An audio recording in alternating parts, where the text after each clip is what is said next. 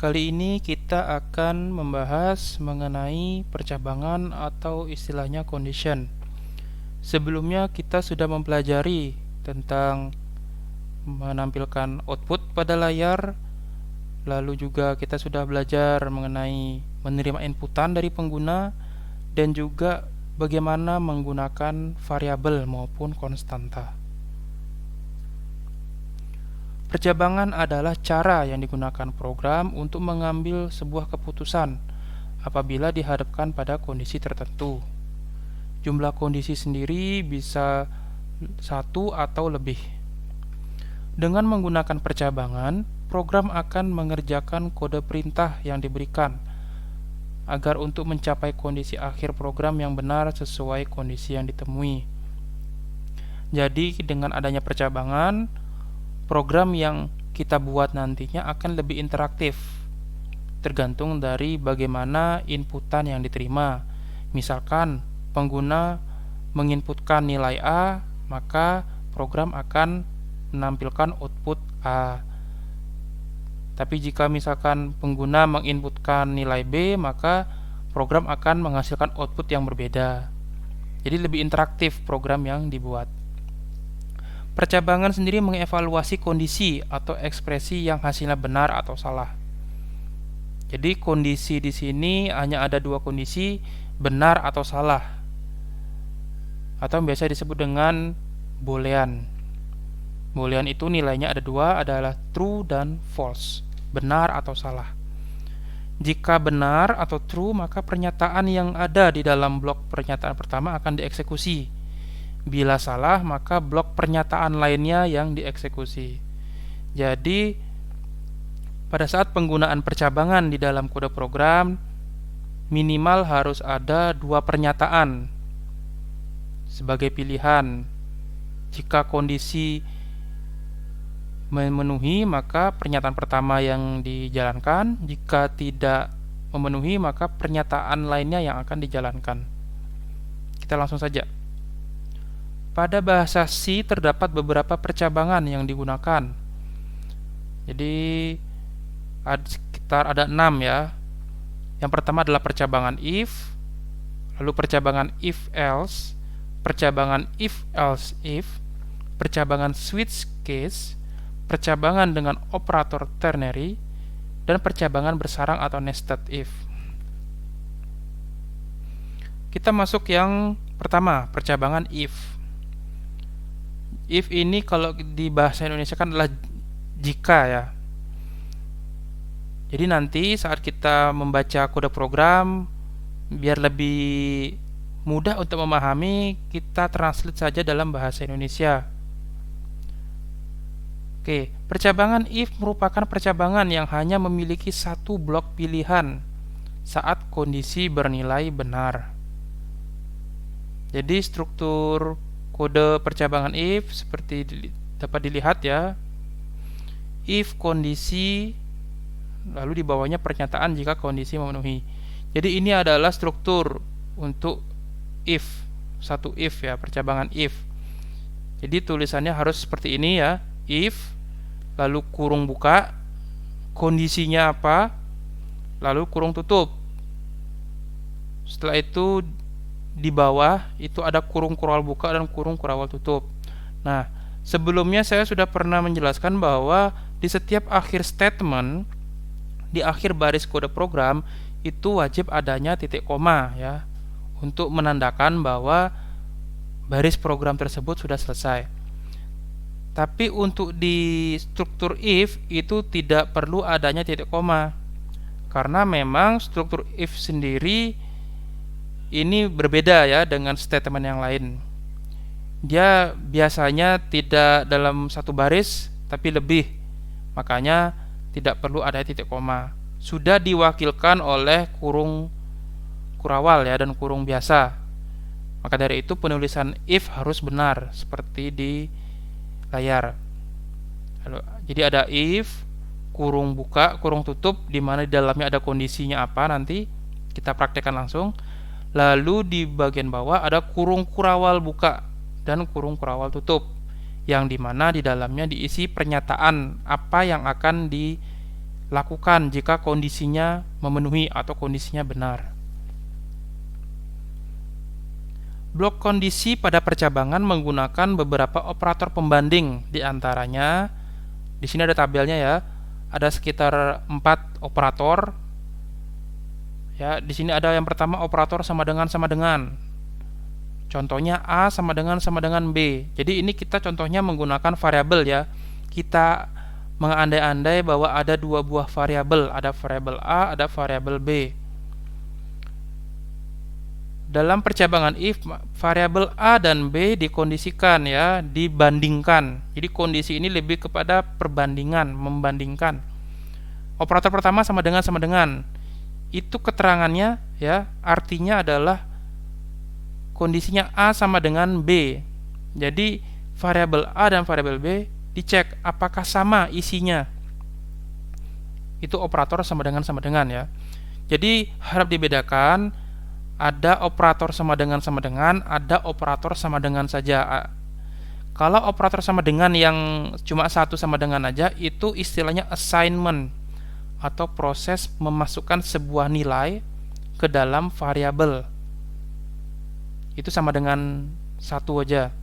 Tapi kalau sama dengannya ada 2, itu lebih ke membandingkan 2 buah nilai. Jadi harap dibedakan nanti ya. Jika ingin menginputkan nilai ke dalam sebuah variabel, maka gunakan sama dengan. Tapi kalau ingin membandingkan dalam percabangan if maupun percabangan lainnya, gunakanlah sama dengan yang 2. Sama dengan ada dua ya. Lalu operator berikutnya, ini ada operator lebih besar ya, tanda lebih besar. Contohnya A lebih besar dari B. Lalu ada lebih kecil, dibandingkan apakah isi dari variabel A lebih kecil dari isi dari variabel B. Lalu yang terakhir itu ada operator tanda seru sama dengan. Ini artinya tidak sama dengan ya. Operator terakhir itu menggambarkan ketidakcocokan ya. Apakah A tidak sama dengan B? Nah, seperti itu.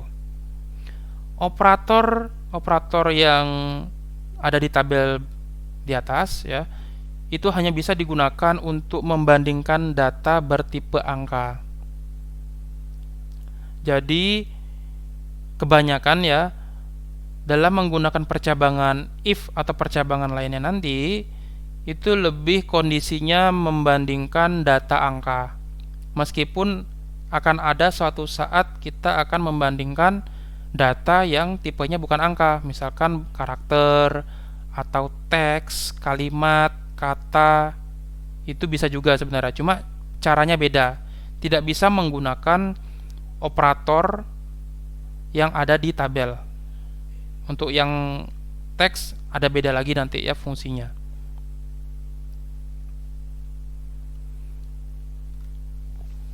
Nah, di sini ada flowchart ya. Jadi flowchart ini adalah salah satu tahapan di mana sebelum kita memprogram, kita menjabarkan dulu programnya, alur program yang ingin kita buat itu seperti apa, supaya kita pada saat mengcoding program itu lebih mudah, lebih terarah.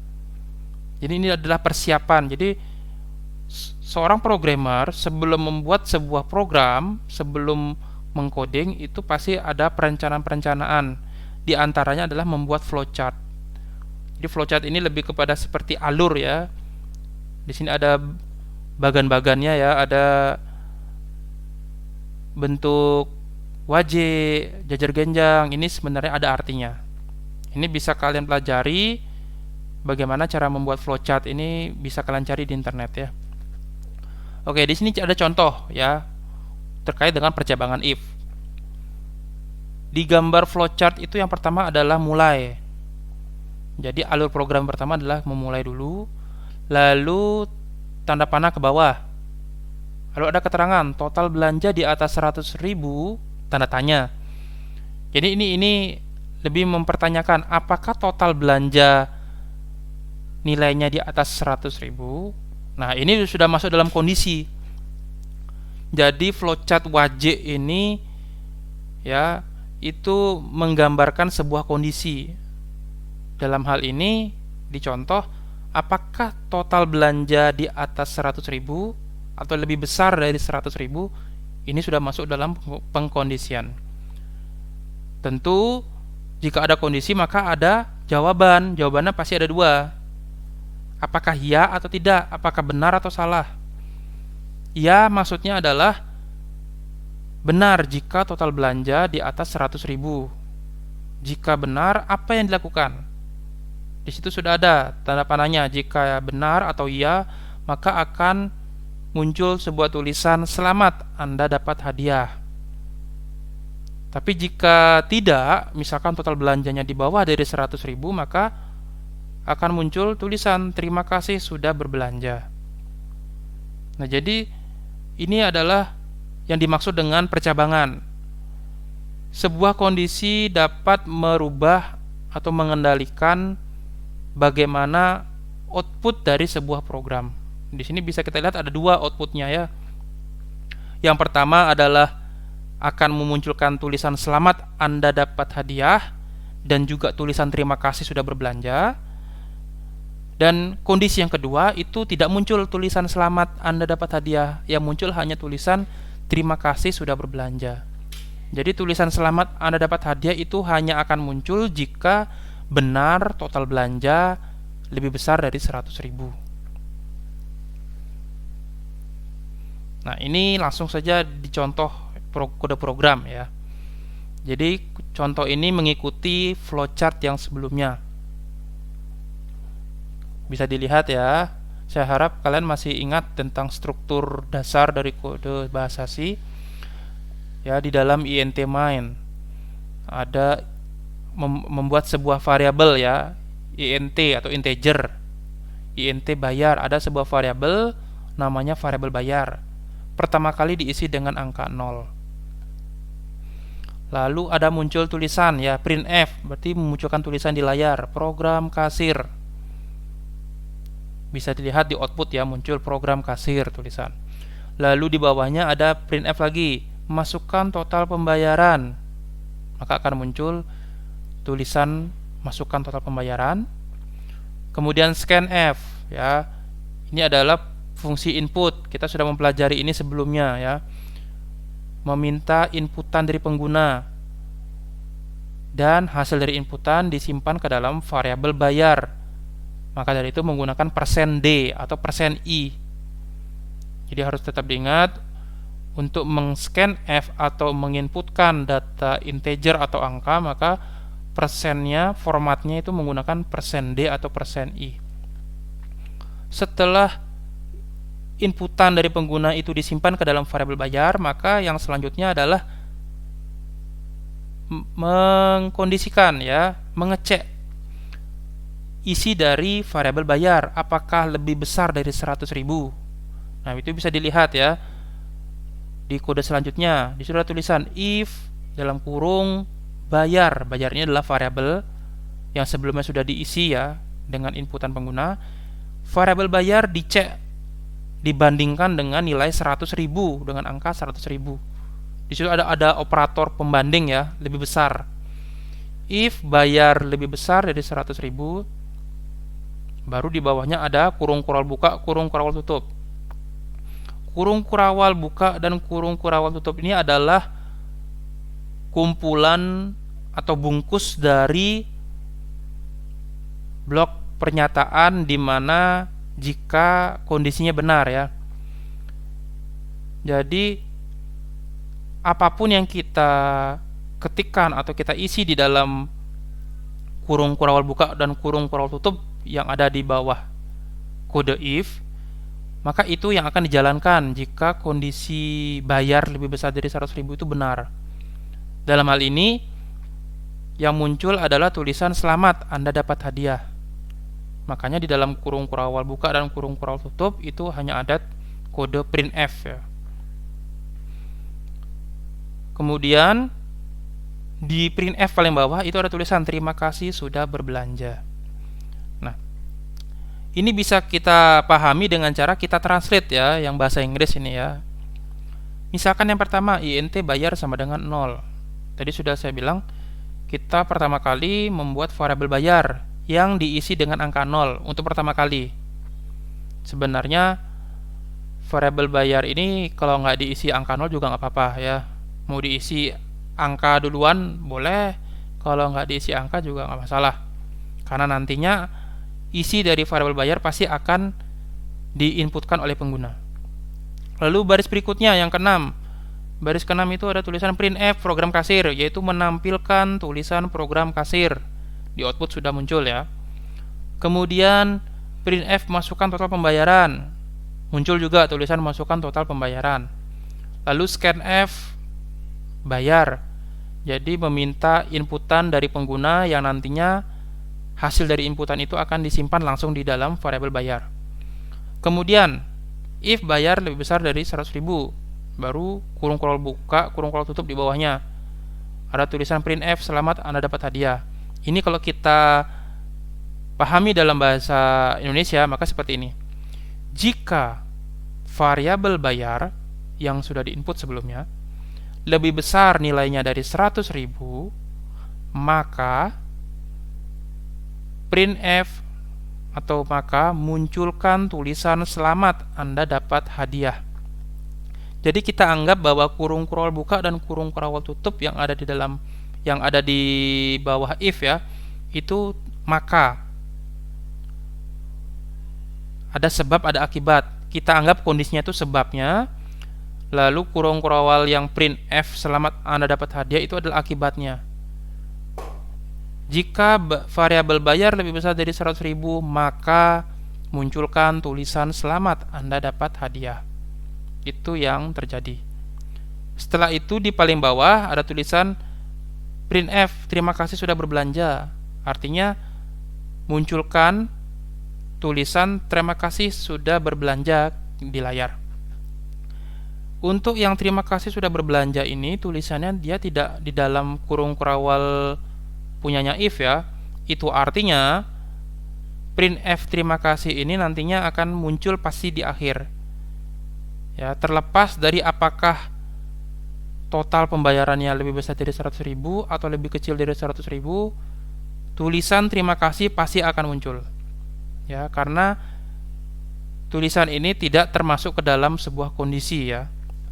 Kalau kita lihat di flowchart sendiri, memang digambarkan terima kasih sudah berbelanja itu kan akibat dari tidak ya. Kalau kita lihat ya, total belanja di atas 100.000 tanda tanya. Lalu ada jawaban tidak di bawah, maka dia akan langsung ke terima kasih sudah berbelanja. Nah, ini bukan berarti terima kasih sudah berbelanja itu adalah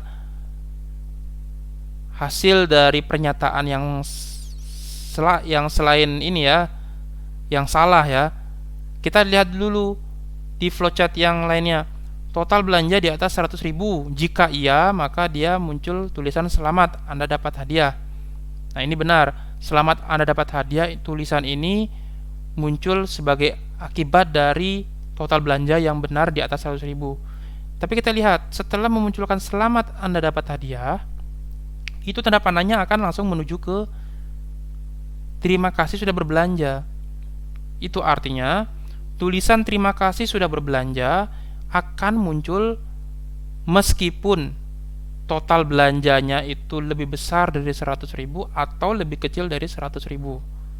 Inilah yang menandakan bahwa tulisan terima kasih sudah berbelanja itu bukan bagian dari pengkondisian. Jika terima kasih sudah berbelanja itu termasuk dalam sebuah pengkondisian, maka ketika total belanjanya benar di atas 100.000, maka tulisan terima kasih ini nggak boleh muncul. Ya, jadi prinsip dari percabangan sendiri adalah kita dihadapkan oleh dua buah pilihan, di mana kita harus memilih salah satu. Hanya salah satu yang kita pilih dan tidak boleh keduanya. Jadi kalau iya, muncul selamat Anda dapat hadiah. Kalau tidak, muncul terima kasih sudah berbelanja. Tetapi ketika sudah muncul selamat Anda dapat hadiah, terima kasih sudah berbelanja juga muncul. Jadi ini bukan bagian dari pengkondisian yang tulisan terima kasihnya ini ya. Ini adalah dua buah pilihan. Kalau dia masuk dalam sebuah kondisi untuk yang tulisan terima kasih ini, maka ketika total belanjanya iya benar di atas 100.000, maka terima kasih sudah berbelanja tidak boleh muncul. Tidak boleh keduanya muncul. Sama seperti kita analogikan kalau kalian berangkat dari rumah ke sekolah. Biasanya menggunakan jalur A. Terus tiba-tiba di persimpangan macet.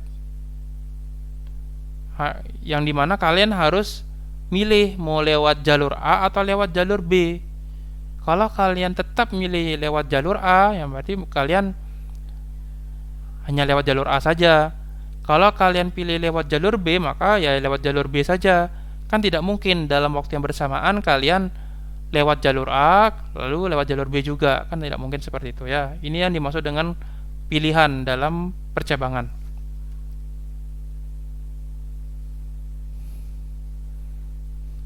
Nah, ini contoh outputnya ya. Ada dua contoh. Misalkan jika total pembayarannya diinputkan 115.000, nanti akan dicek. Ya, secara logika kan benar bahwa nilai 115.000 itu pasti lebih besar dari 100.000. Maka akan muncul tulisan selamat, Anda dapat hadiah. Lalu di bawahnya juga muncul tulisan terima kasih sudah berbelanja. Karena terima kasih sudah berbelanja ini adalah bukan bagian dari kondisi. Lalu output kedua, ini terjadi jika total pembayarannya yang diinputkan kurang dari 100.000. Di contoh itu ada diinputkan 96.000. Maka tidak muncul tulisan selamat Anda dapat hadiah. Karena kan itu bagian dari kondisi dan akan muncul jika kondisinya memenuhi.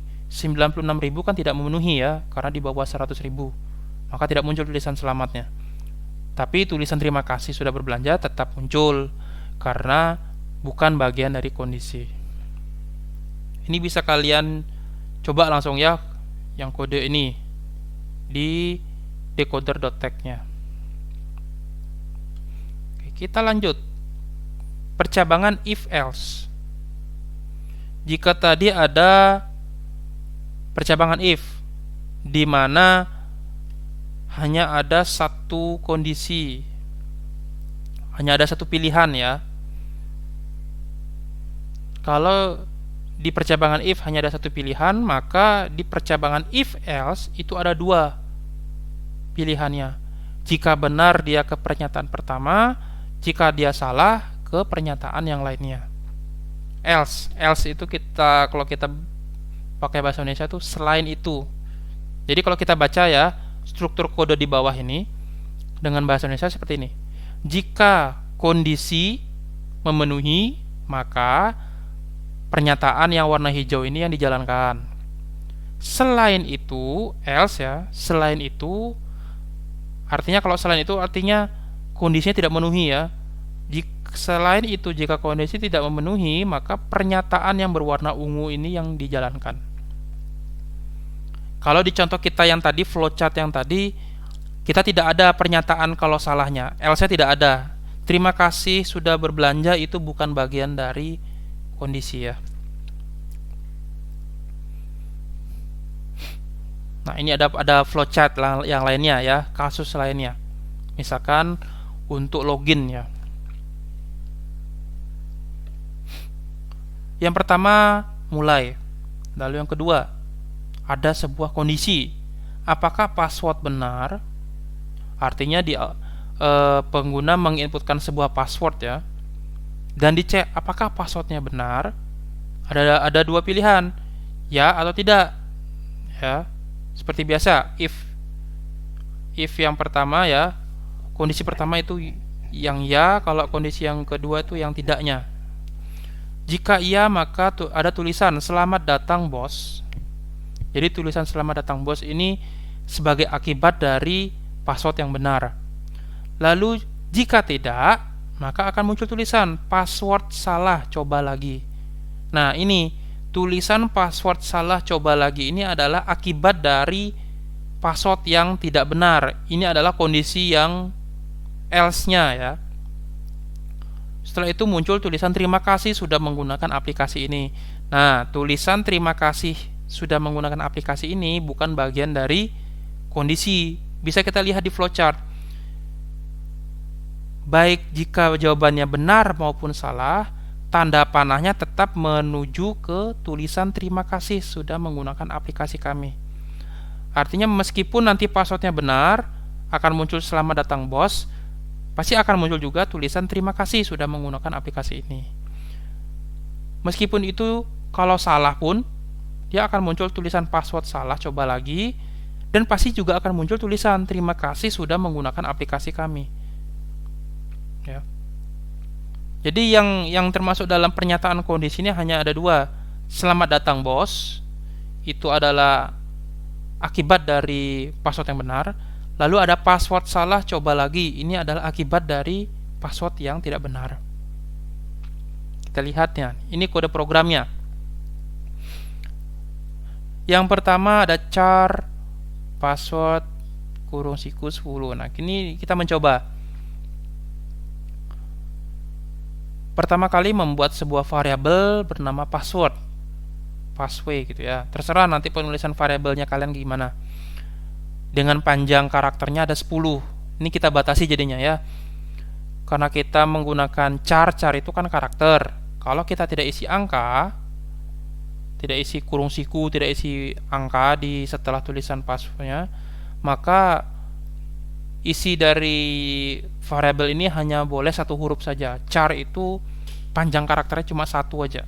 Maka dari itu kalau kita ingin membuat variabel dengan isi yang lebih dari satu karakter, misalkan teks, ya kalimat, maka kita tetap menggunakan char, ya variabel char, tapi harus ada angkanya ya di akhir untuk menandakan berapa sih panjang karakternya gitu loh.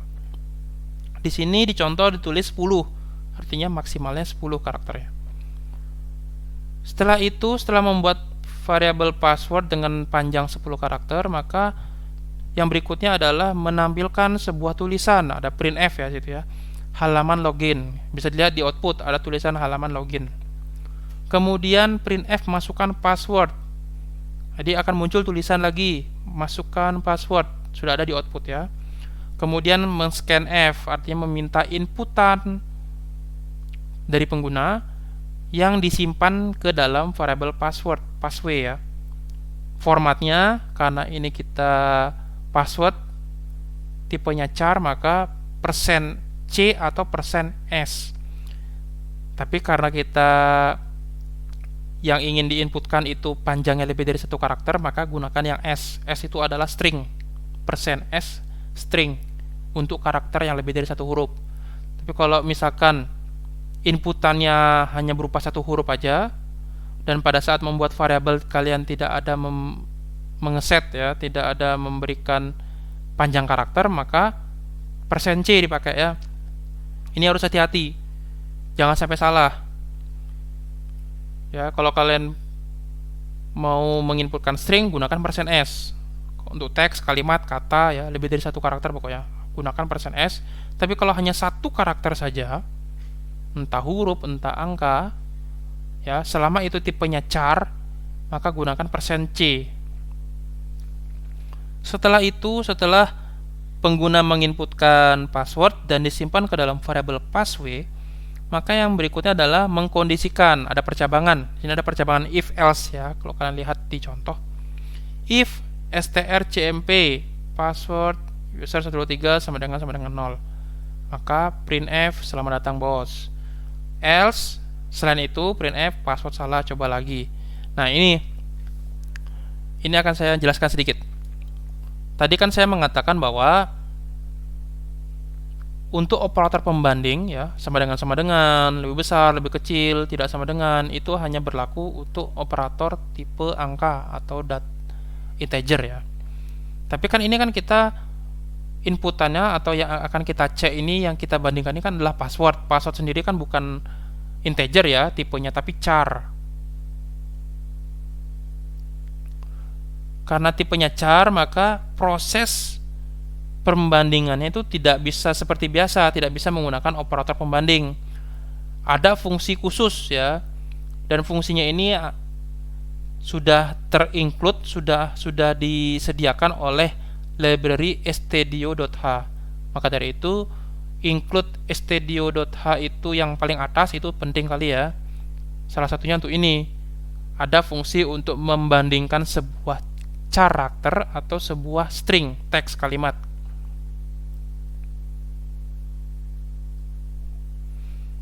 strcmp itu adalah, kalau saya artikan, ini adalah string compare ya. Compare itu kan membandingkan. Ini adalah fungsi dari stdio.h untuk membandingkan dua buah nilai yang tipenya adalah teks. Jadi penulisannya seperti itu ya. strcmp passway itu adalah variabel yang diinputkan tadi. Lalu user 123 ada tanda petik ya. Jadi ini membandingkan apakah variabel passway isinya sama dengan tulisan user 123. Jadi user 123 ini bukan sebuah variabel ya, karena ada tanda petiknya. Tanda petik 2 itu menandakan bahwa itu adalah sebuah nilai, bukan sebuah variabel. Kalau variabel itu ya tinggal kita tulis saja apa nama variabelnya. Tapi kalau sudah ada tanda petik, tanda petik 2 ya, itu artinya nilai. Jadi ini membandingkan apakah isi dari variabel passway itu sama dengan nilai user 123. Ini kita contohkan di kode program ini bahwa password yang benar adalah user 123. Itu yang kita anggap benar, dan itu yang dibandingkan dengan variabel password yang sudah diisi sebelumnya. Lalu sama dengan 0. Nah,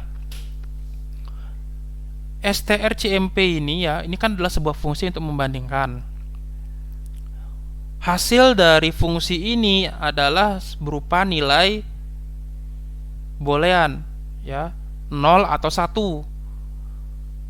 Jika hasil dari strcmp ini 0, artinya dua buah data yang dibandingkan itu sama isinya, nilainya akan 0.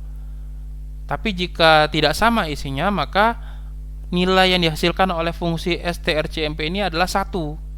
Maka dari itu di if-nya ya, di kondisinya itu dicek if strcmp passway sama user 123 itu sama dengan 0. Artinya gini, jika hasil dari fungsi strcmp yang membandingkan dua buah data teks itu bernilai 0, ini artinya apakah yang dibandingkan itu sama ya. Jadi seperti itu tulisannya.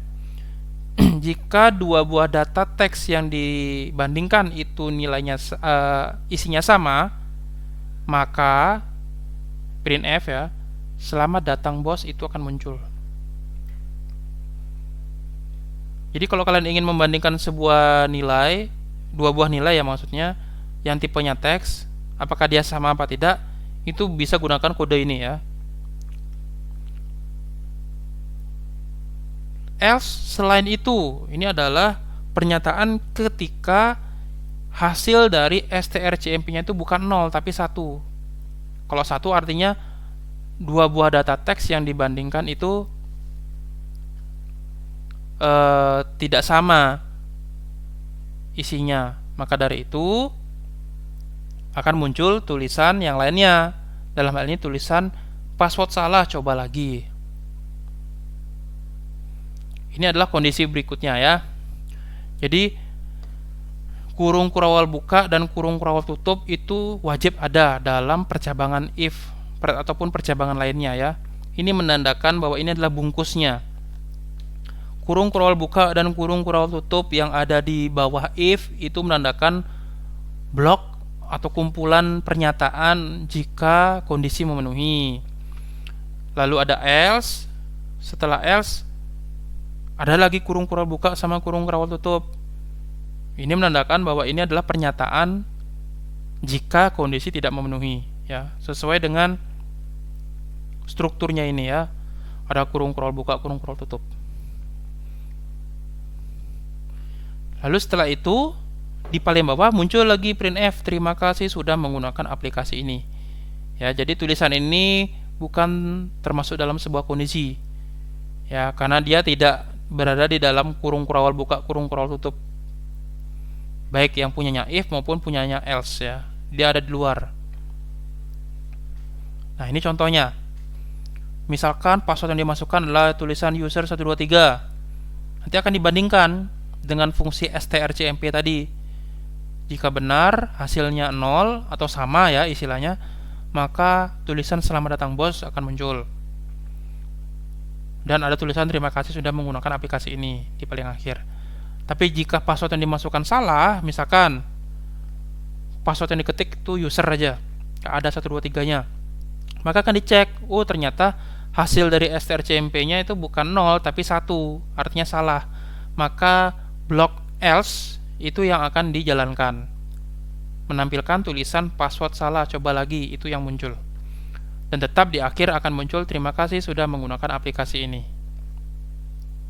Ini untuk percabangan if else. Nah, ini ya yang tadi sudah saya jelaskan terkait dengan fungsi strcmp. Untuk membandingkan data password yang bertipe teks atau string, maka digunakan fungsi strcmp, yaitu fungsi untuk membandingkan dua buah data string atau teks dan menghasilkan sebuah nilai 0 jika kedua data sama, atau menghasilkan nilai 1 jika kedua data tidak sama.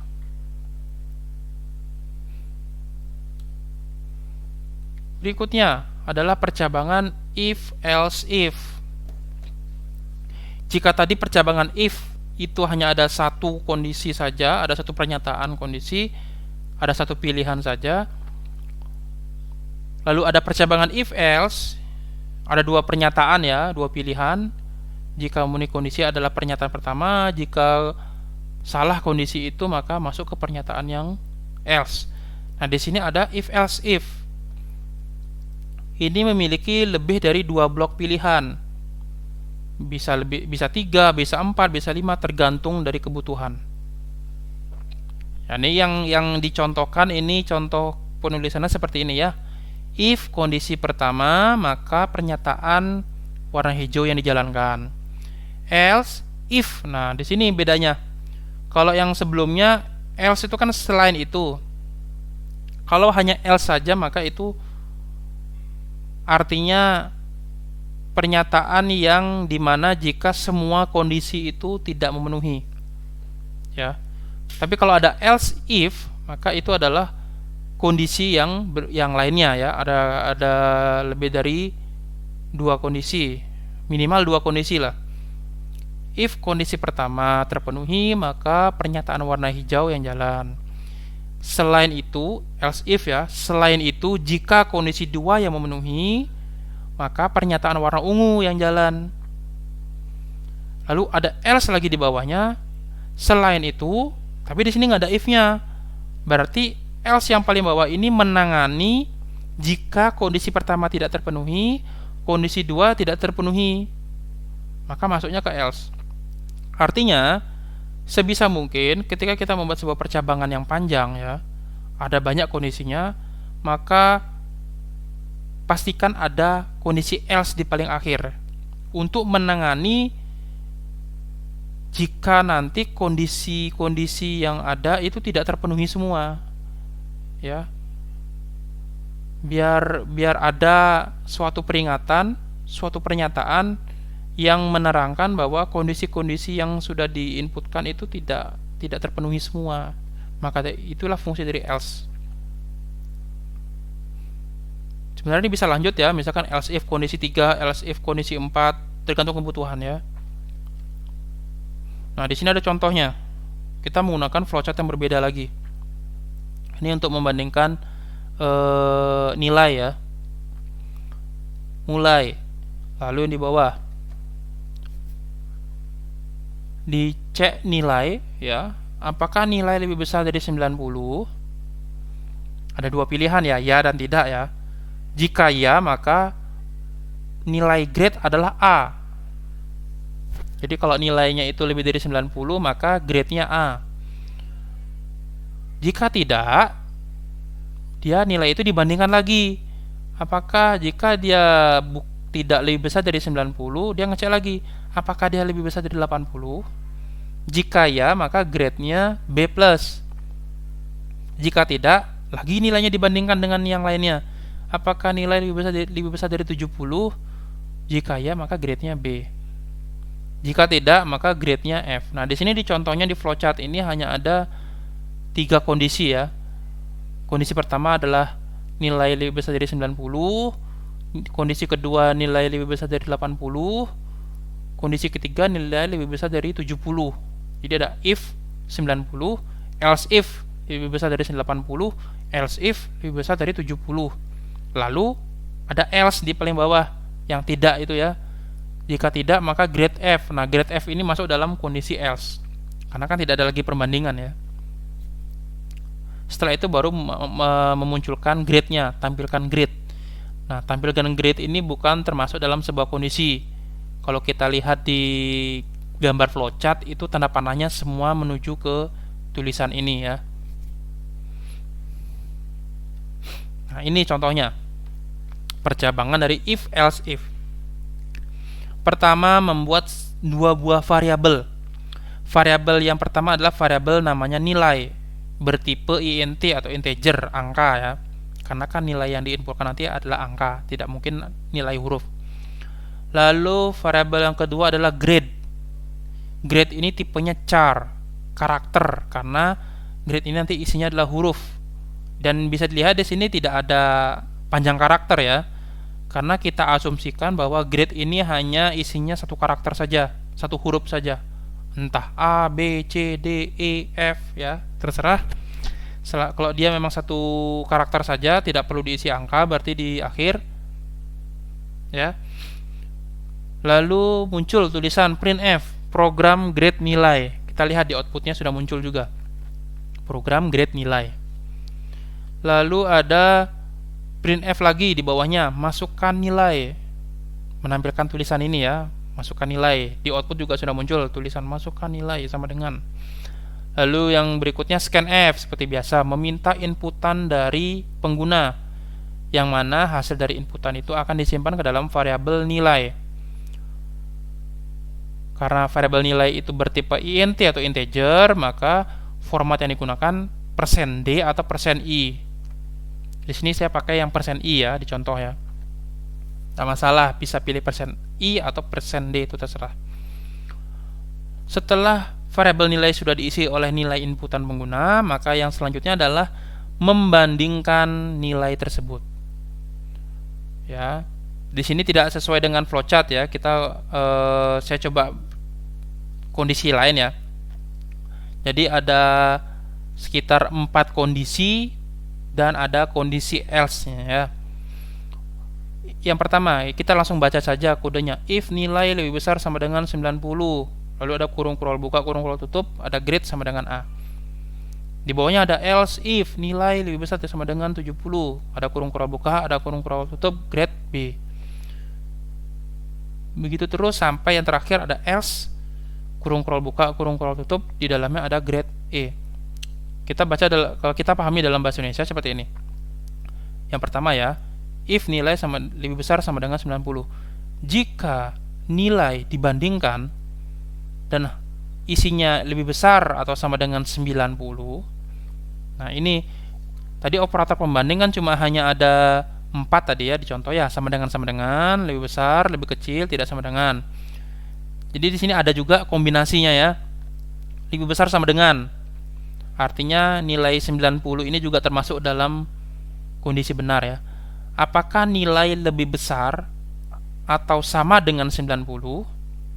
Jika iya, maka variabel grade diisi dengan nilai A. Tanda petik ya. Grade sama dengan tanda petik A. Karena tipenya char, cara karakter ya. Lalu else if, selain itu, jika nilai lebih besar sama dengan 70, maka grade-nya B. Nah, tadi kan dicek apakah nilai lebih besar dari 90. Jika tidak, dicek lagi nilainya sekarang, apakah nilai lebih besar sama dengan 70. Jika benar, maka grade-nya B. Else if lagi. Selain itu, jika nilai lebih besar sama dengan 60, maka grade-nya C. Selain itu, jika nilainya lebih besar dari 50, maka grade-nya D. Selain itu, nah ini else yang terakhir. Else yang terakhir tuh selain itu grade-nya E. Jadi program ini dia akan mengecek ya. Nah, dia mengecek untuk fungsi if else if, dia akan mengecek kondisi berurutan dari atas. Jika kondisi yang dicek itu sudah benar, sudah memenuhi, maka kondisi yang lainnya tidak akan dicek lagi. Contoh, misalkan nilai 85 misalkan ya. Dia masuk ke dalam yang pertama. Jika nilai lebih besar sama dengan 90, dicek apakah 85 lebih besar dari 90 atau sama dengan 90? Oh, tidak. Jika tidak, maka dia akan mengecek lagi kondisi yang kedua, yang else if yang kedua. Apakah 85 lebih besar sama dengan 70? Kan benar ya, 85 itu lebih besar. Meskipun tidak sama dengan 70, tapi dia kan lebih besar. Termasuk dalam kondisi benar, maka grade-nya B. Nah, karena kondisi yang kedua ini sudah terpenuhi, ya, karena 85 itu benar lebih besar sama dengan 70, maka else if yang berikutnya yang lebih besar sama dengan 60, lebih besar sama dengan 50, dan else-nya itu tidak akan dijalankan. Program akan berhenti mengecek di kondisi kedua karena sudah terpenuhi. Kalau sudah terpenuhi, maka akan langsung loncat ke kode yang paling akhir, yang printf nilai Anda titik 2, itu muncul hasilnya ya. Jadi itu sistem kerja program dalam membaca if else if. Meskipun ada 10 kondisi, ketika program sudah mendapatkan kondisi kedua terpenuhi, maka kondisi 3 sampai kondisi 10 tidak akan dicek. Jadi program akan lebih hemat memori ya, lebih cepat cara kerjanya ya. Karena kondisi else itu baru akan terjadi jika kondisi sebelumnya tidak terpenuhi. Jika kondisi pertama tidak terpenuhi, maka kondisi 2 akan masuk dicek. Jika kondisi 2 tidak terpenuhi, maka kondisi yang ketiga bisa dicek. Kalau kondisi 3 sudah terpenuhi, maka kondisi yang keempat dan seterusnya tidak akan dicek lagi, karena kan sudah kondisi 3 yang benar ya. Seperti itu. Nah, ini outputnya. Ada sekitar 4 output yang dicoba ya.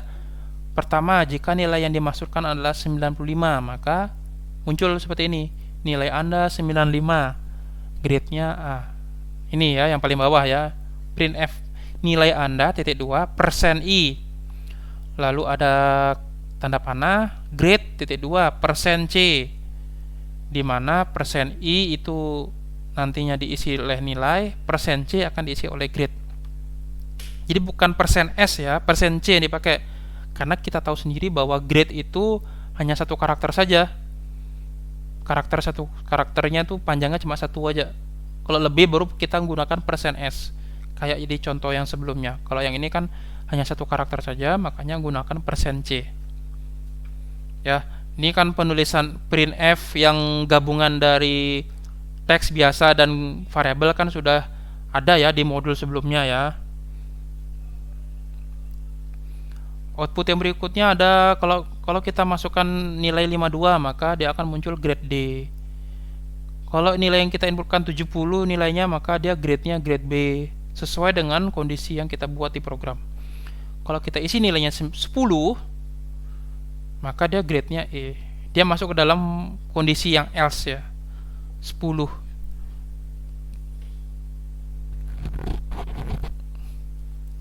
Oke, kita lanjut.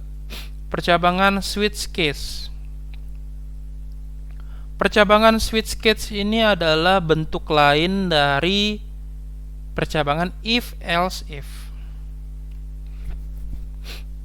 Artinya jumlah pilihannya, blok pilihannya itu bisa banyak ya. Bukannya 1 atau 2, tapi bisa lebih dari itu. Switch case ini adalah bentuk lainnya. Ya, kenapa sih harus ada bentuk lainnya? Kenapa nggak biarkan saja if else if? Nanti akan dilihat ya apa perbedaannya ya. Kenapa harus ada switch case? Kenapa harus ada if else if ya? Apa sih perbedaannya? Jadi ini formatnya, bentuk tulisannya switch dalam kurung variabel, kurung scroll buka, kurung scroll tutup di paling bawah. Jadi beda ya formatnya seperti if else if ya. Kalau if else if itu kan penulisan kurung scroll buka sama kurung scroll tutup itu kan tergantung dari banyaknya kondisi ya.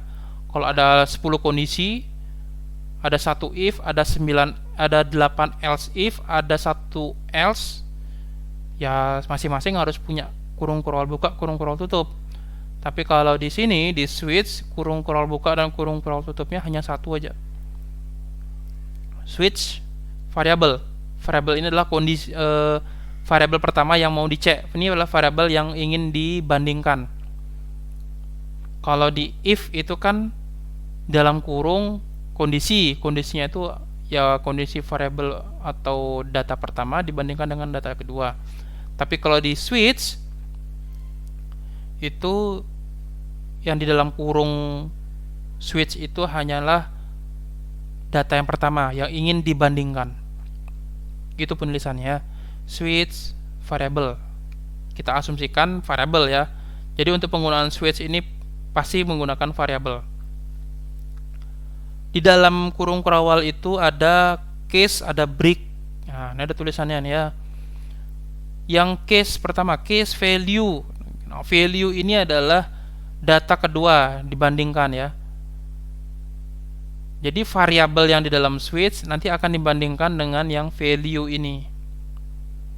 Lalu ada titik 2, baru di bawahnya ada pernyataan pertamanya apa. Ini adalah pernyataan pertama, adalah pernyataan yang akan dijalankan jika case value yang pertama ini memenuhi ya, sama dengan variabel. Ya, jadi dasarnya switch case ini hanya membandingkan persamaan saja. Ya. Bukannya membandingkan lebih besar atau lebih kecil, tapi yang dibandingkan adalah apakah sama atau tidak, ya itu saja. Jadi maksud dari case yang pertama ya, pernyataan pertama akan dijalankan jika variabel itu nilainya sama dengan value yang pertama. Lalu ada tulisan break.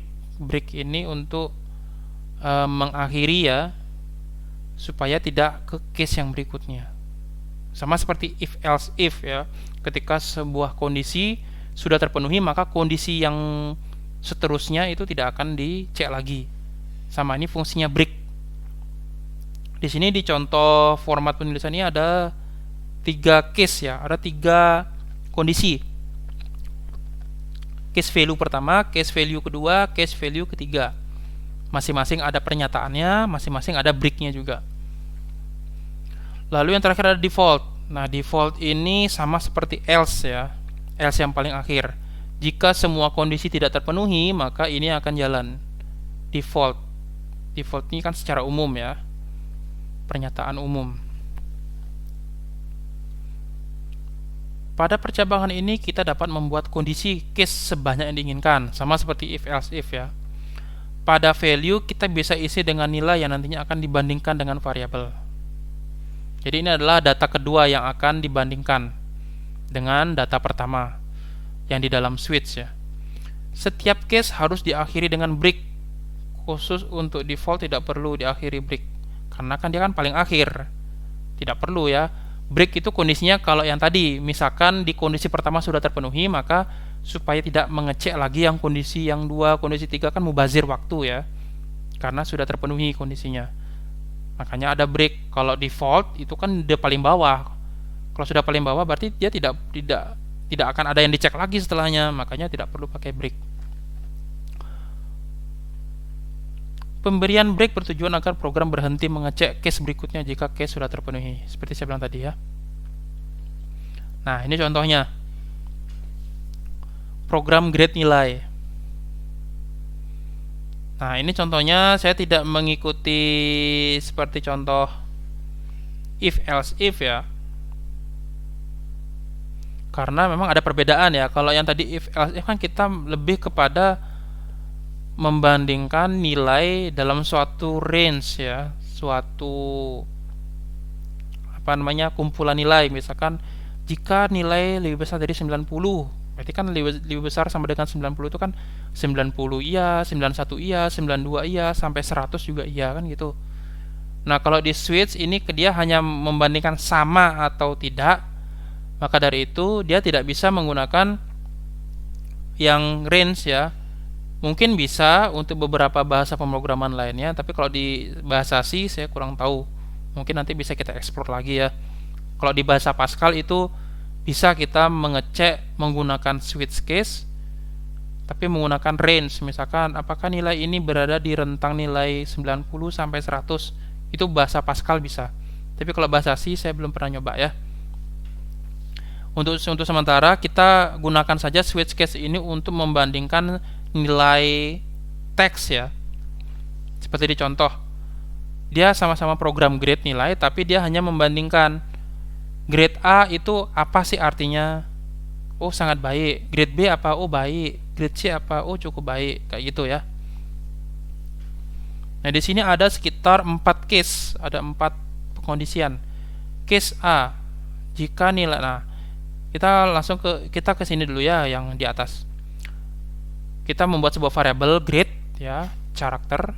Tidak ada lagi variabel nilai ya, karena kan kita tidak membandingkan nilai, tapi yang kita bandingkan adalah grade-nya, hurufnya ya. Maka dari itu dia pakai karakter char. Setelah itu printf program grade nilai, kita menampilkan tulisan program grade nilai seperti di output ya. Kemudian memunculkan tulisan masukkan grade nilai sama dengan, sudah muncul juga ya di output. Lalu seperti biasa scanf meminta inputan dari pengguna dan akan disimpan ke dalam variabel grade dengan format %c karena karakter ya, karakter satu huruf. Setelah kita meminta inputan dari pengguna, yang berikutnya adalah membandingkan ya. Switch, kita menggunakan switch ini. Switch dalam kurung to upper dalam kurung grade. Nah, jadi kita ingin membandingkan grade. Pada dasarnya kita ingin membandingkan grade. Grade-nya itu isinya apa? Apakah dia sama dengan A, apakah dia sama dengan B, apakah sama dengan C, atau sama dengan D. Ya seperti itu. Jadi kita menggunakan variable grade yang tipenya char untuk dibandingkan. Nah, di situ ada fungsi to upper. To upper itu kalau kita bahasa Indonesia kan itu menuju upper. Upper itu besar ya. Jadi fungsi dari to upper itu adalah untuk merubah semua isi nilai menjadi huruf besar. Ya, kenapa sih harus ada ini? Nanti akan saya jelaskan ya. Yang pasti switch ini akan membandingkan variabel grade ya. Lalu di dalamnya kita ada kurung-kurung buka, kurung-kurung tutup ya, cuma satu aja. Dan di dalamnya ada 4 case, ada satu default. Case yang pertama adalah case tanda petik A. A tanda petik ini adalah nilai A huruf besar. Ini akan dibandingkan apakah grade ini isinya sama dengan A besar ya, titik petiknya tuh nggak usah kita baca. Itu hanya menandakan bahwa A itu adalah karakter ya. Case pertama A, apakah grade itu sama dengan A yang diinputkan? Jika iya, maka printf atau muncul tulisan sangat baik. Lalu break. Kalau selalu benar ya, kalau memang benar dia A, setelah memunculkan tulisan sangat baik, maka akan break, langsung loncat yang keluar dari switch ya, supaya tidak lagi mengecek yang seterusnya. Lalu case yang kedua, jika case yang pertama salah, maka case yang kedua dicek. Case B, B-nya huruf besar juga. Jika dia benar, maka printnya baik yang tulis ya, muncul tulisan baik. Kalau C dia muncul tulisan cukup baik, kalau D dia muncul tulisan tidak baik. Lalu defaultnya ini jika semua kondisinya salah, maka muncul tulisan grade salah. Kita coba lihat contohnya. Nah, di sini ada 4 output. Misalkan output yang pertama kita masukkan nilai huruf A. Ketika kita masukkan huruf A, maka setelah kita enter akan muncul tulisan sangat baik. Karena kan dia masuk dalam case yang pertama ya, case A ya. Lalu yang kedua, jika kita masukkan huruf B, maka dia akan muncul grade baik. Jika kita inputkan nilai D, maka muncul tulisan tidak baik. Tapi kalau misalnya kita muncul huruf yang lain, misalkan huruf F, dia akan muncul grade salah. Ya, karena sesuai kode program F itu kan tidak ada. Yang ada tuh hanya A, B, C, dan D. Selain itu maka dianggap grade salah. Nah, di sini masalah toUpper tadi ya. Terdapat fungsi toUpper pada penulisan switch. Fungsi ini digunakan untuk mengubah nilai variabel grade menjadi huruf besar. Tergantung ya, kalau toUpper dalam kurung isi variabelnya apa. Misalkan variabel grade, maka variabel grade akan dirubah isinya menjadi huruf besar. Kenapa sih harus seperti ini? Kenapa nggak biarkan saja switch grade? Nah, di awal kita masuk ke dalam bahasa C, saya sudah pernah menginfokan ya, bahwa ada beberapa bahasa pemrograman yang sifatnya case sensitif, ada juga yang case insensitif. Untuk case sensitif itu biasanya lebih rumit ya, bukan lebih rumit, lebih repot biasanya dalam hal kita mengcoding. Karena kita harus hati-hati, salah ketik huruf besar huruf kecil bisa salah programnya kan seperti itu. Ini berlaku juga dengan inputan nilai. Terkadang pengguna itu kan tidak tahu ya, misalnya kita buat program grade nilai seperti yang dicontoh. Nah, pengguna itu kan dalam menginputkan nilai grade kan mereka tidak tahu apakah itu huruf besar atau huruf kecil, ya kan? Kecuali mungkin di awal kita sudah menginformasikan tolong input huruf besar semua. Itu lain lagi ya. Nah, tapi di sini kita untuk menjaga-jaga ya, untuk mengakali jika pengguna menginputkan huruf kecil, maka supaya tidak error ya seperti ini.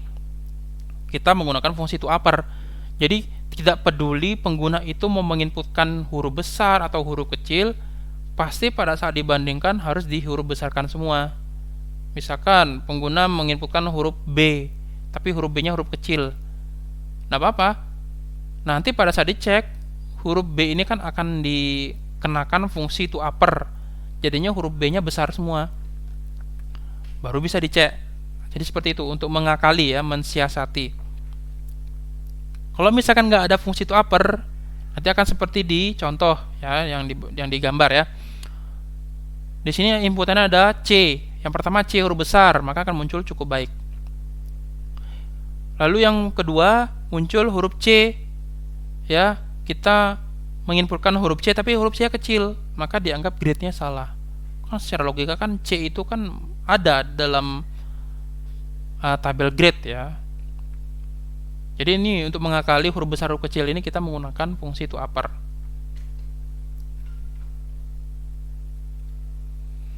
Berikutnya ada percabangan operator ternary. Percabangan menggunakan operator ternary merupakan bentuk lain dari percabangan if-else atau bisa dibilang bentuk singkatnya. Berikut adalah struktur penulisan kode percabangan menggunakan operator ternary.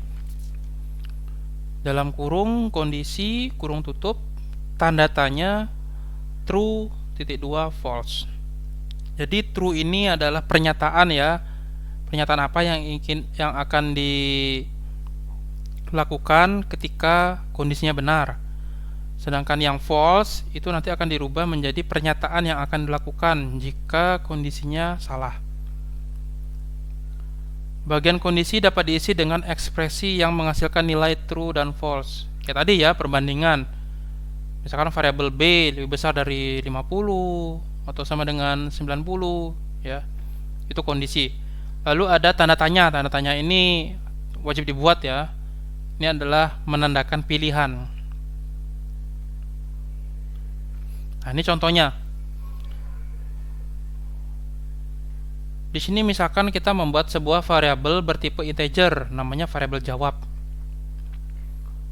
Selanjutnya kita menampilkan tulisan ya, ada printf. Hasil dari 3 kali 4 adalah, nah muncul di output ya, hasil dari 3 kali 4 adalah, lalu scanf. meminta inputan dari pengguna dan akan disimpan ke dalam variabel jawab. Ya, tipenya integer, makanya menggunakan %i atau %d, boleh. Setelah variabel jawab diisi oleh inputan pengguna, maka selanjutnya dicek menggunakan operator ternary. Tulisannya seperti tadi ya, dalam kurung variabel jawab sama dengan 12. Nah, ini kan kita membandingkan ya, apakah nilai dari variabel jawab itu isinya sama dengan 12. Makanya menggunakan sama dengan ya. Lalu tanda tanya. Nah, tadi ada kondisi true sama .2 false. Nah, true itu dirubah. True itu jadi printf jawaban benar, false-nya diganti dengan printf jawaban salah. Nanti muncullah seperti di output ya. Hasil dari 3 kali 4 adalah, kalau diisi 12 maka jawaban benar. Kalau diisi dengan angka yang lainnya, jawaban salah nanti muncul. Ini ya, operator ternary lebih singkat daripada if else. Jadi kita bisa menggunakan percabangan operator ternary ini untuk menggantikan percabangan if else ya. Kalau if else kan itu agak panjang ya, akan harus ada kurung scroll buka, lalu ada else-nya, habis itu kurung scroll buka lagi, kan seperti itu. Kalau di percabangan operator ternary ini satu baris dia. Jadi bisa digunakan ini ya untuk membandingkan sesuatu yang singkat dan menampilkan hasil yang singkat ya. Nah, ini perbandingannya. Kalau kita menggunakan operator ternary sama operator if else. Kalau percabangan if else banyak baris ya, lebih dari satu baris, tapi kalau operator ternary dia menggunakan satu baris saja. Padahal fungsinya ya sama. Oke, yang terakhir percabangan bersarang atau nested if. Nested itu sarang ya. Semua percabangan yang menggunakan fungsi if, ada if else, if ya, itu dapat dibuat dalam percabangan yang lainnya. Artinya apa? Bisa jadi dalam suatu kondisi itu ada di dalamnya kondisi lagi ya. Jadi di dalam if kondisi pertama ada lagi if lagi kondisi kedua. Ini beda ya dengan percabangan if else if, itu beda. Jadi itu bisa dilihat di contoh ya. If kondisi 1, jika dia benar maka di dalamnya ada lagi mengkondisikan if kondisi 2. Lalu pernyataan jika kondisi 2 memenuhi, selain itu jika kondisi 2 tidak memenuhi. Lalu ada else jika kondisi 1 tidak memenuhi. Nah, ini dalam membuat percabangan bersarang atau nested if ini harus hati-hati ya. Supaya kita tidak bingung ya. Mana yang if pasangannya dengan else-nya mana ya. Ini kan ini ada 2 if, ada 2 else juga ya. Tapi ini kita harus perhatikan mana pasangannya. If kondisi 1 ini pasangannya adalah yang else paling bawah. Nah, untuk bisa memahami ini supaya tidak bingung juga nanti, pastikan dalam membuat sebuah kode itu kita memerhatikan penggunaan tab ya, tab. Jarak tab ya, kan kadang-kadang kita kalau mengetik di Word itu kan ada tab ya. Tab itu kan untuk memberikan spasi yang beberapa spasi ya gitu, nggak cuma satu spasi aja. Nah, seperti ini kan bisa dilihat if kondisi pertama ini sejajar dengan tulisan else di bawahnya. Nah, lalu ada kurung scroll buka, kurung scroll tutupnya. If kondisi 1 ini dia menjorok ke dalam, kita pakai tab. Nah, jadi ini dalam membuat coding program, selain kita memahami apa fungsi dari masing-masing kode tersebut, usahakan kita buat rapi ya. Selain kita menggunakan operator komentar, kan kita kan sebelumnya sudah belajar ya cara memberikan komentar ya untuk menerangkan sebuah kode program itu apa sih fungsinya. Nah, selain itu kita juga harus membuat program yang rapi. Yang rapi itu artinya apa? Yang terstruktur. Jadi ada kondisi di mana antara satu kode dengan kode yang lain itu berbeda strukturnya. Ya, tidak semuanya rata kiri semua ya, satu sejajar semua. Nanti bingung nanti ya. Seperti ini, nested if ini percabangan bersarang. Kondisi kedua itu kan adalah bagian dari kondisi pertama. Karena bagian dari kondisi pertama, maka if kondisi 2 dan pasangan else-nya tuh ya, itu harus menjorok ke dalam juga.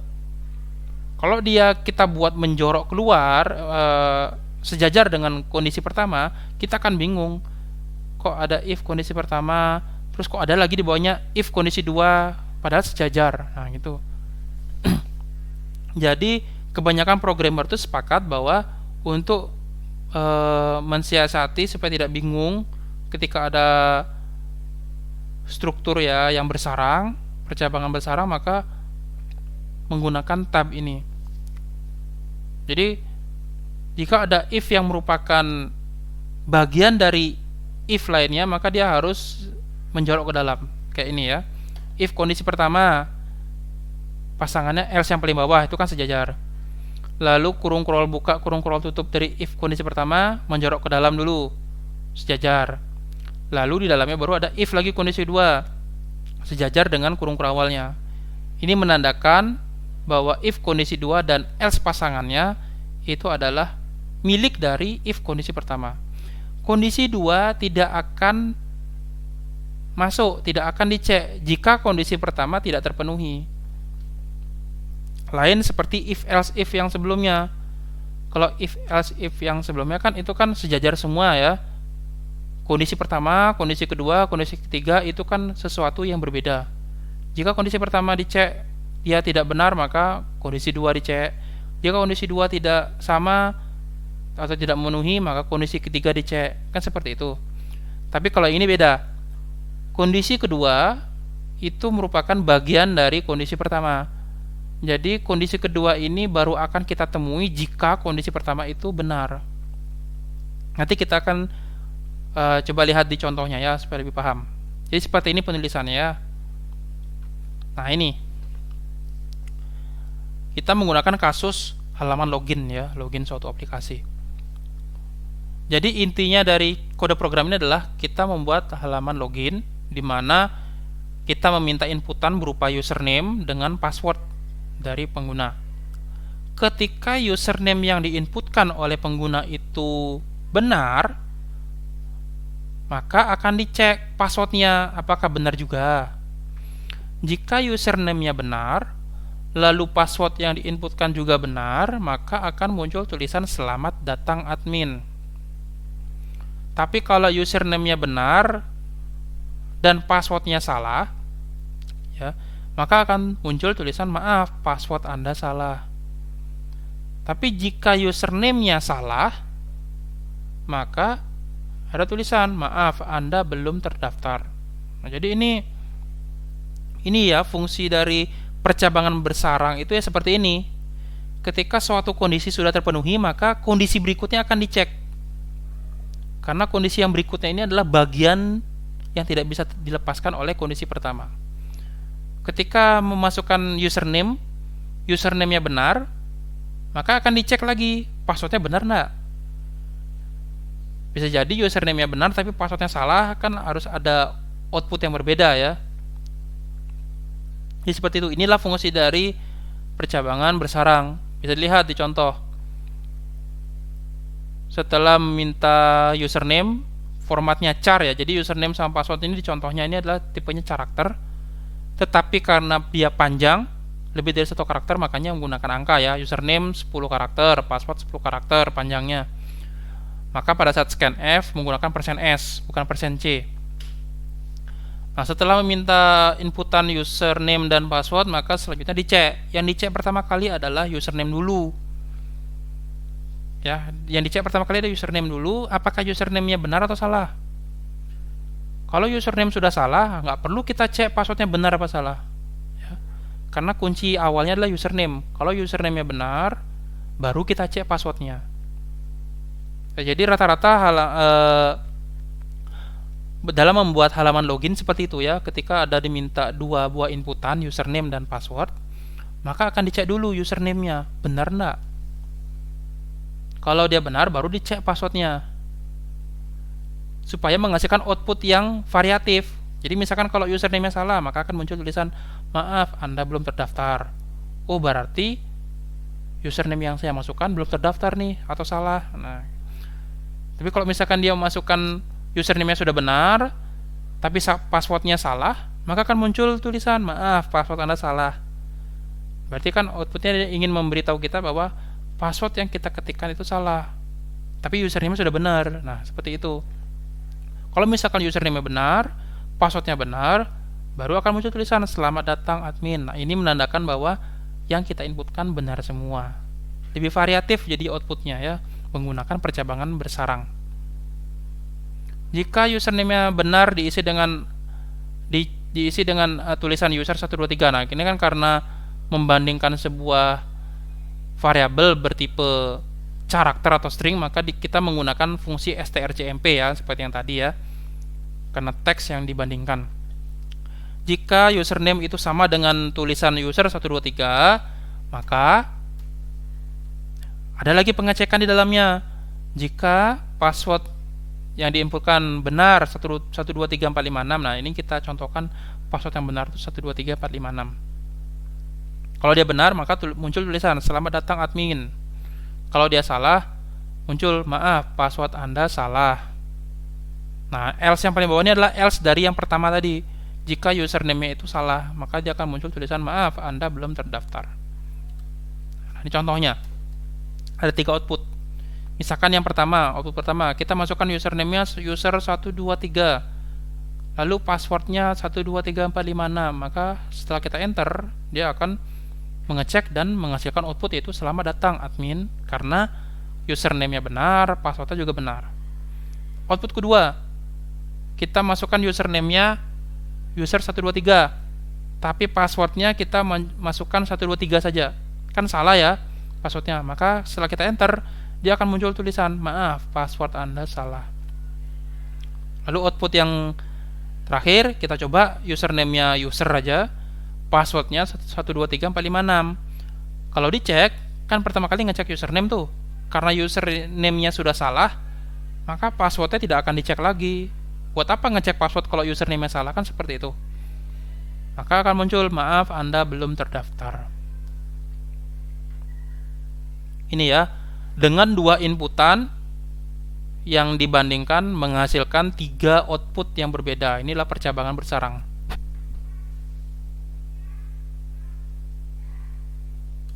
Ya, jadi seperti tadi ya. Tadi kita sudah mempelajari percabangan if, percabangan if else, percabangan if else if, percabangan switch case, percabangan dengan operator ternary, dan percabangan bersarang atau nested if. Jadi silakan itu dicoba ya, sesuai dengan contoh kode programnya, dicoba-coba. Ya, jadi yang namanya coding program seperti yang sudah saya bilang, tidak bisa kalau kita hanya membaca saja, harus dipraktekkan ya. Belajar dari pengalaman, itu intinya dalam coding ya. Dengan kita sering-sering berlatih, sering-sering mengetik coding, maka semakin kita memahami apa yang kita buat, semakin mudah, semakin terserap ya dalam ingatan kita. Nah, di sini ada latihan ya.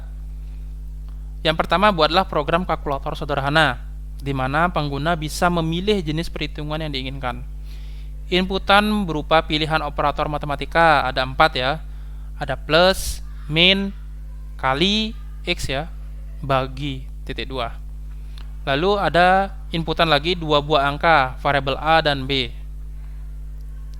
Bisa dilihat di contoh hasil ya. Nanti akan muncul tulisan program kalkulator, lalu ada pilih operator. Jadi ada 3 inputan yang diminta ya. Yang pertama, operatornya dulu. Nanti pengguna harus memilih apakah dia memasukkan plus, min, kali, atau bagi. Setelah memasukkan nilai operator, selanjutnya adalah mengisi nilai A sama nilai B nya apa. Misalkan di contoh pertama, plus operatornya dipilih. Terus nilai A diisi dengan angka 6, nilai B diisi dengan angka 2. Setelah di enter, maka akan muncul tulisan 6 ditambah 2 sama dengan hasilnya berapa? 8. Atau yang berikutnya, misalkan output lainnya, misalkan yang diinputkan adalah titik 2. Titik 2 itu kan pembagian ya. Lalu nilai A diisi dengan 25, nilai B diisi dengan 4. Nanti akan muncul hasil 25 dibagi 4 sama dengan hasilnya berapa? Kan di situ tertulis 6,25. Coba buat seperti itu ya. Ini program kalkulator sederhana.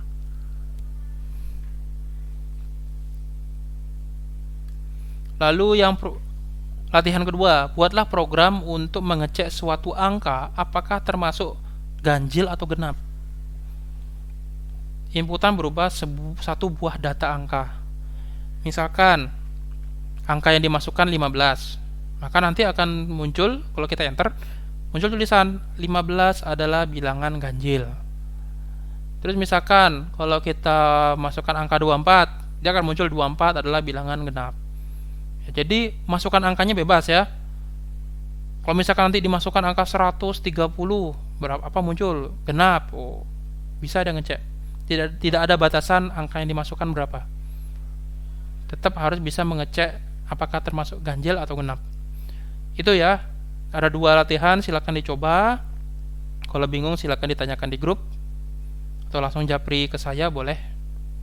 Nanti berapa minggu lagi baru akan saya share ya pembahasan dari latihan ini.